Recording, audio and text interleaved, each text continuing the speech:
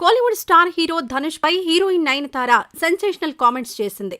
ఇంత దిగజారుతావ్ అనుకోలేదు అనే స్టేట్మెంట్ పాస్ చేసింది. తమపై వ్యక్తిగతంగా కక్ష పెంచుకోవడం సరికాదని హితవు పలికింది.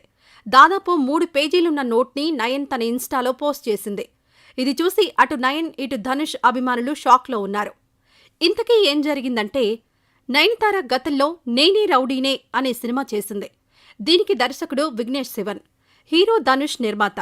ఈ మూవీ చేస్తున్న టైంలోనే విఘ్నేష్, నయన్ ప్రేమలో పడ్డారు.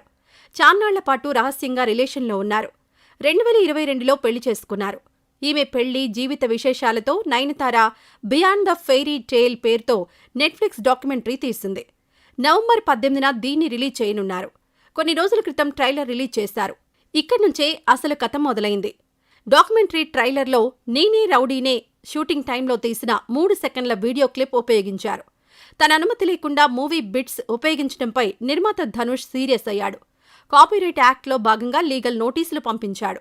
ఏకంగా 10 కోట్లు నష్టపరిహారం డిమాండ్ చేశాడు. గత కొన్ని రోజులుగా ఈ గొడవ నడుస్తోంది. ఇరువురి మధ్య రాజీ కుదరకపోవడంతో ఇప్పుడు నయన్ ఓపెన్ అయిపోయింది.